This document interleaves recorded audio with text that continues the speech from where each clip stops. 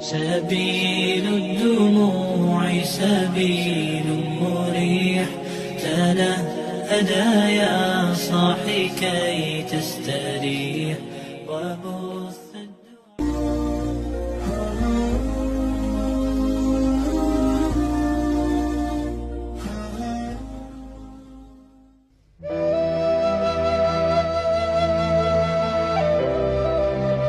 Allahu Akbar. Bismillahirrahmanirrahim. Alhamdulillahirrahmanirrahim. Kita live malam ini ya. Karena masih ada tamu, jadi kita sekalian sama tamunya. Jadi seperti biasa, live kita pada malam hari ini tetap konsultasi kehidupan dengan kalau ada kemudian keluhan penyakit non medis yang kita bisa bantu jarak jauh. Yang di sini silakan. Mas Tatang. Ya, silakan. Hah? Jadi ku awali dulu ya. Ku awali dulu. Karena sekarang ini saya lagi mensosialisakan atau kemudian mengajarkan tentang ilmu penerimaan, maka segala hal kehidupan, kalau kita sudah bisa menerima tanpa berusaha menerima, itulah solusi kehidupan yang paripurna. Karena kalau dari sudut pandang spiritual, sebenarnya yang hadir dalam realitas kehidupan itulah wujud nyatanya Allah atau wujud kehadiran Allah Subhanahu wa taala dalam kehidupan kita. Dengan kata lain, kalau seandainya kita menolak apa yang hadir dalam kehidupan kita, baik yang diinginkan maupun yang tidak diinginkan, itu sama halnya kita menolak kehadiran Tuhan pada hidup kita. Nah, kunci penerimaan itulah kemudian menjadi solusi. Kalau kita sudah ridho atau menerima apa adanya tanpa berusaha menerima, maka itulah menjadi pintu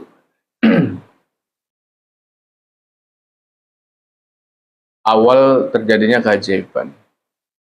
Sambil komat kawit mulut Mbah Dukun baca mantra dengan segala siu langsung disembur-bur. Terima kasih Pak Mi. Gitu ya. Jadi kita berusaha, bukan berusaha ya, kita mengamalkan ilmu penerimaan dalam hidup. Termasuk tadi siang banyak yang kemudian bertanya tentang masalah kehidupan yang khususnya bab rumah tangga. Jadi kenapa banyak konflik di rumah tangga? Itu sumber permasalahan cuma satu, karena kita belum mampu menahan kita padanya.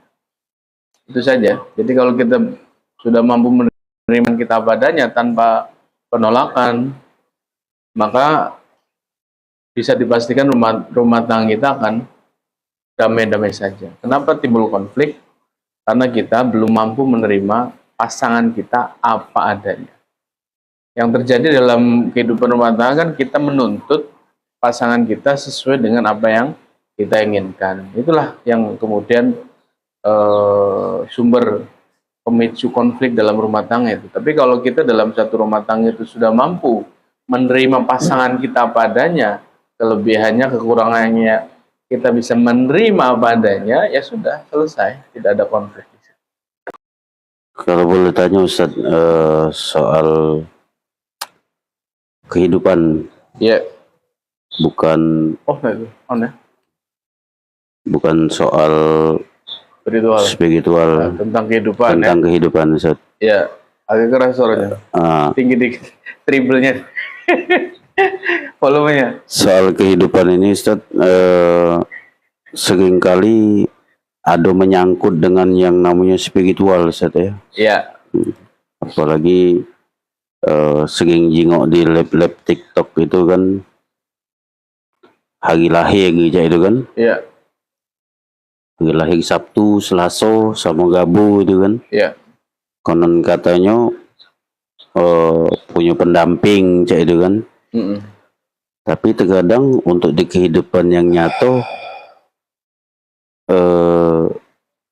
gasonya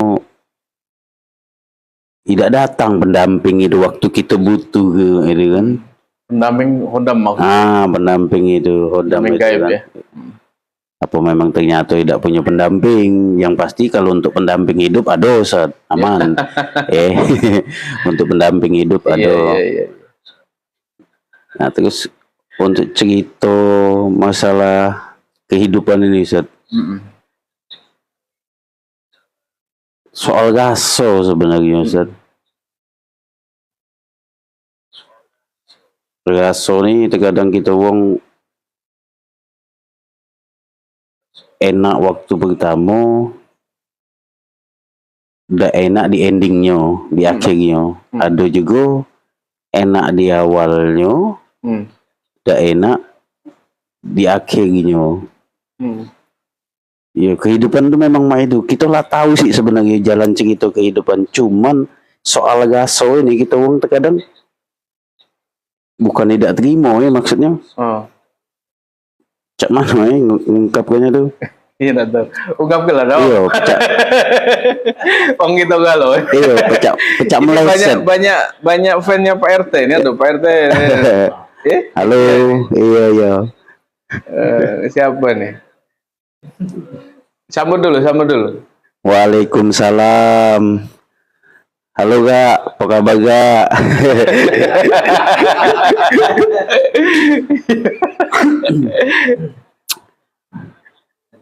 Iya, terkadang soal gaso nih Ustaz, mana jadi ngomongnya.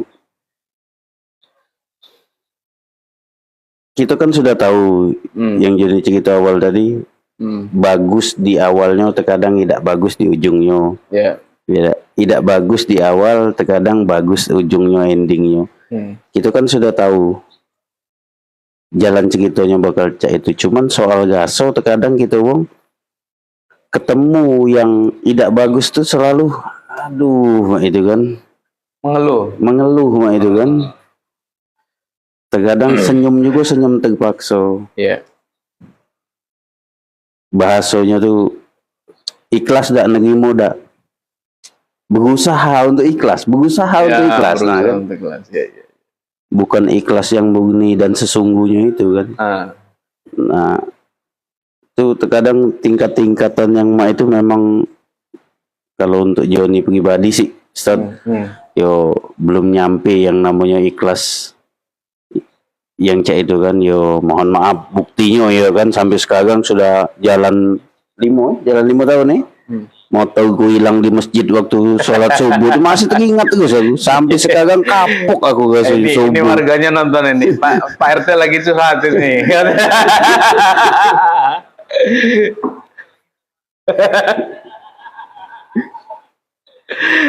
Ya terus. Nah, kadang gaso untuk negimo itu bibirnya memang cak lugas kan ngomong insya Allah ikhlas ya itu kan. Cuman terkadang ada sisi traumanya juga kan itu kan. Apalagi kita wong jadi EGT ini kan. EGT ini kan kalau bahasa kepemerintahannya itu rukun tetangga. Nah, tapi konteks yang sebenarnya di lapangan rugi terus. Iya kan? Iya, EGT rugi terus itu kan. Iya. Kita jangan didengar Pak Lurah. Kayaknya Pak Lurah nonton. Jadi besok kamu gue panggil kantor ya.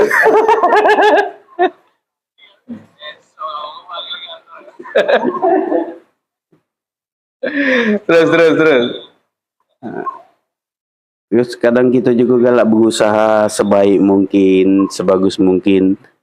Akan tetapi yo belum tentu bagus di mata wong. Belum tentu bagus di jingok wong gitu kan. Terkadang keputusan-keputusan galak yang kita ambil untuk ngebantu wong ternyata yang kita bantu itu galak ngejerumus ke kita itu kan. Tidak ngerti itu kan. Ya alhamdulillah sih mencoba dan terus berusaha untuk yo ikhlas itu kan. Nggak lemah kan kata ngucap ke ikhlasnya tadi ikhlas, itu kan nggak enak kan tadi kan. Bukan biasa beban jangan ketawa mah itu aku tahu. Iya. Sambil bantu tap-tap ya. Ya itu dulu Ustaz. Nah, kigo pertanyaannya. Iya. Apa tuh ya maksudnya? Mudah-mudahan Ustadz ngasih tips untuk bukan tip duit bukan ya? Iya. Tips-tips ya bagusnya sih tip duit itu kan. Maksudnya kiat-kiat untuk supaya kita bisa lebih legowo bahasanya itu bisa negimo. Itu be Ustadz. Terima kasih. Baik. Jadi memang kita harus itu kenapa kita harus belajar kesadaran tadi kan. Kita harus menyadari bahwasanya segala sesuatu yang dihadirkan, baik yang diinginkan maupun yang tidak diinginkan, itu adalah kebenaran yang nyata, dan satu tujuannya untuk hal yang tidak kita inginkan, itu baik untuk diri kita. Karena apa? Karena ada satu ayat mengatakan gini, kenapa kita ditimpa ujian itu? Supaya kita kembali. Yang disebut kembali itu bukan kembali ke rumah, atau kembali kepada kesadaran kita, atau kembali kepada jati diri kita. Itu yang pertama, sadari bahwasanya segala sesuatu baik yang diinginkan maupun yang tidak diinginkan itu adalah kebenaran yang nyata dan demi kebaikan kita sendiri. Itu yang pertama. Yang kedua, dalam hukum alam semesta itu ada hukum sebab akibat. Jadi apa yang kita tuai sekarang itu adalah akibat dari sebab yang pernah kita lakukan. Jadi kalau ada sesuatu yang tidak baik menimpa kita, itu sebenarnya adalah bentuk pelunasan hutang karma di masa lalu. Nah itu kalau kita sudah ada kesadaran dua ini saja, maka kesadaran yang menanggapi sesuatu yang tidak kita inginkan khususnya, maka kita sudah mulai sadar, oh ini adalah baik untuk saya. Yang pertama, kita sadar bahwasanya hal yang tidak kita inginkan itu untuk kebaikan diri kita supaya kita kembali kepada kesadaran. Yang kedua, kita sadari bahwasanya oh ini yang kita tidak inginkan itu adalah bentuk pelunasan hutang karma masa lalu yang sudah kita buat. Itu rumus kehidupan. Jadi kalau kita sudah sadar itu saja, kita sudah mulai menerima apapun yang terjadi dalam kehidupan ini apa adanya, tanpa penolakan, karena sudah sadar bahwasanya segala sesuatu yang hadir, baik yang kita inginkan maupun yang tidak kita inginkan, itu adalah baik adanya untuk diri kita. Kalau kita menolak, kenapa? Ya karena kita menganggap sesuatu yang tidak baik itu dianggapnya adalah yang sering diucapkan oleh orang banyak kan ujian, musibah, apalagi teguran, kan gitu kan? Bukan itu. Jadi yang ada adalah kebaikan dari Allah atau bentuk kasih sayang dari Allah.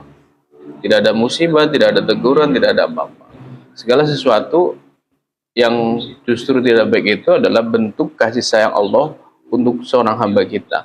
Dengan tujuan apa? Supaya kita kembali kepada kesadaran. Yang kedua, untuk melunasi karma atau perbuatan masa lalu kita. Sehingga pada saatnya kita akan bersih.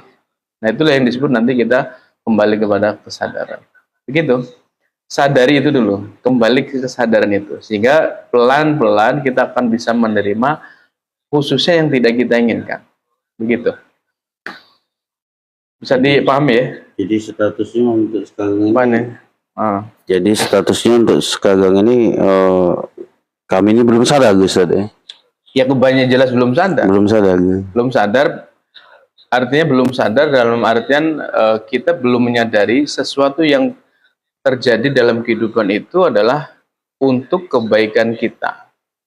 Karena kita menganggapnya kebanyakan dari kita sesuatu yang tidak baik itu adalah musibah. Kayak gitu. Kan gitu kan? Bukan satu rahmat atau bentuk kasih sayang Allah. Nah kalau kita sudah geser kesadaran kita saja dari menanggapi sesuatu yang tidak kita inginkan dari musibah kepada kasih sayang Tuhan, maka itu saja sudah menjadikan diri kita bisa menerima itu apa adanya. Gitu. Waalaikumsalam Ki Jagat Sadewa, terima kasih, selamat bergabung. Silakan. Kalau ada yang mau bertanya yang di live boleh di komentar, tulis komentar ya. Silakan yang di sini ada. Terjawab ya? Iya, Ustaz. Ya kayak gitu. Ini satu lagi. Kalau saya ingin bertanya masalah ucapan Dan. Ucapan, oke. Nah, ucapan itu doa kan Dan ya? Ya. Ya. Tapi kalau kita sering berucap, yang maaf dengan ucapan tuh yang tidak kita inginkan, kadang-kadang itu terjadi Dan ya. Tapi kalau kita itu berdoa secara serius, tapi menurut kita belum itu dikabulkan Dan. Iya. Jadi aku ada berpikir, ya sudah kalau kita ini tidak usah doa. Jadi berucap yang kita ingin, misalnya kita kepengen apa tuh sebut terus. Jadi berucap terulang-ulang, siapa tahu dikabulkan. Nah itu. Soalnya kalau kita ucap apa ya, yang sifatnya ini kan, itu suatu saat terjadi. Jadi. Sama cak sekarang nih. Iya. Mati berapa lagi? Enggak banyak, minta hujan.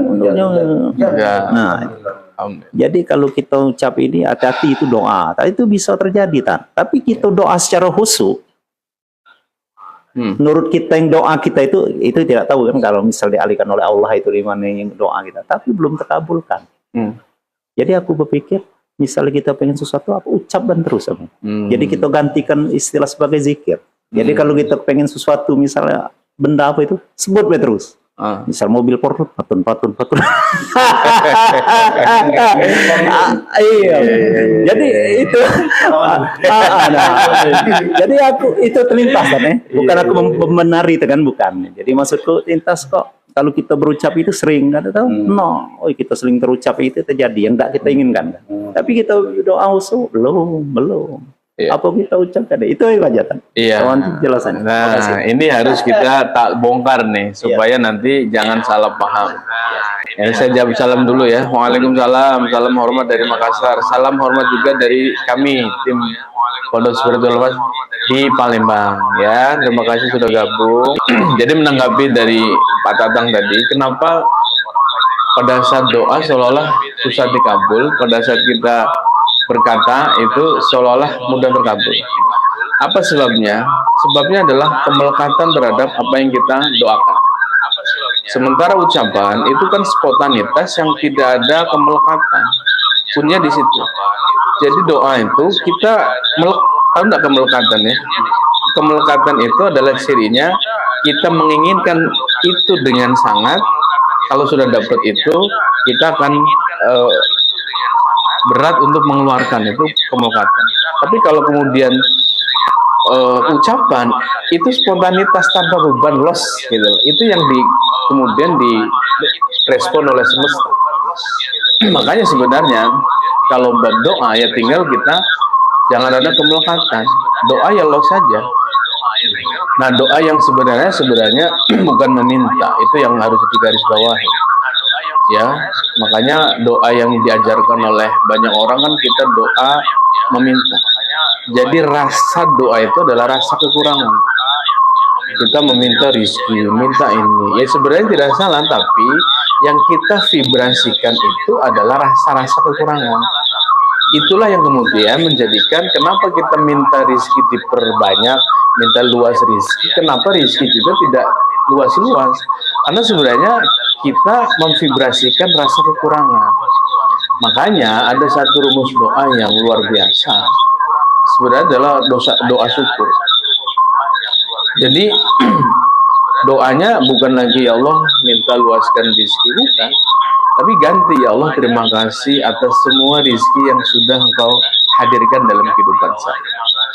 Terima kasih atas nikmat tempat tinggal yang sudah Engkau berikan. Terima kasih atas karunia anak keturunan. Terima kasih atas uang yang sudah saya terima selama hidup saya. Itu justru kalau kita doanya seperti itu, rasa syukur itu yang vibrasi yang terpancar ke alam semesta adalah rasa keberlimpahan. Sehingga yang direspon oleh semesta rasa itu maka dengan sendirinya hukum semesta itu akan merespon. Berlaku hukum alam semesta, tarik menarik. Kita memvibrasikan keberlimpahan, maka yang datang keberlimpahan. Yang kita vibrasikan rasa syukur, maka dalam satu ayat tadi, lain syakartum lazidanakum, barang siapa bersyukur maka ditambah nikmat, tanpa perlu diminta sebenarnya. Maka yang perlu kita perbaiki atau kita perbaiki tadi ya, dalam hal berdoa jangan kita memvibrasikan rasa kekurangan. Kalau kita minta terus, itu adalah sebenarnya alam semesta yang direspon adalah vibrasi kita sedang kekurangan.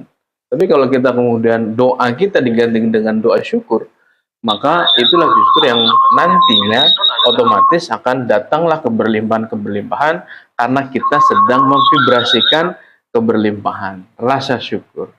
Begitu. Ya? Doa kenapa? Yaitu tadi kemelekatan. Yang ucapan tidak melekat, spontanitas tanpa beban. Ya, itu yang kenapa mudah terkabul. Begitu. Terjawab ya? Mantap ya? Waalaikumsalam. Salam dari Lebak Sari Pak Ustadz. Oh iya siap. Ini Matio Budi Santoso.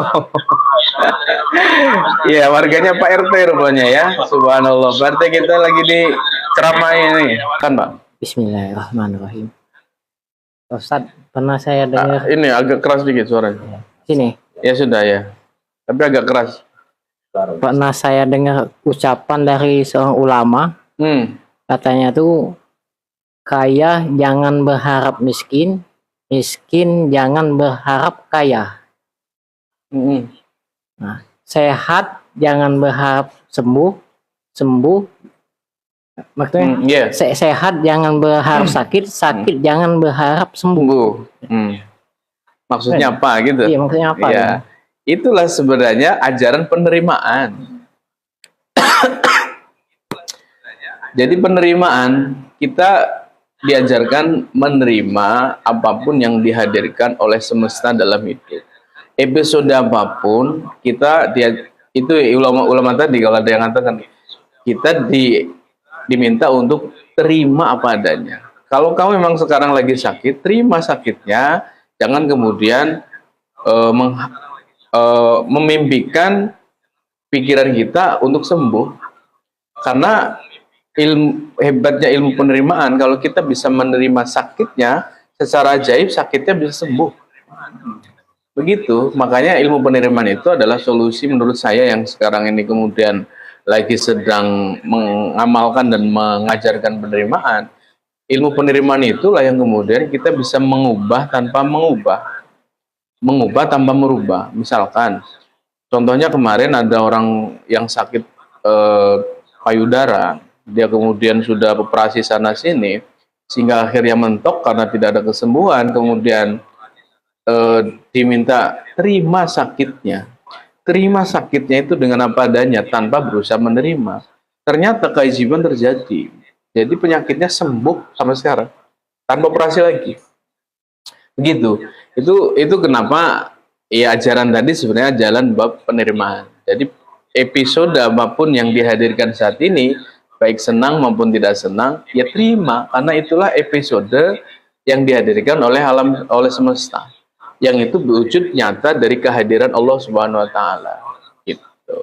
Jadi kalau kita sudah bisa menerima apapun yang kemudian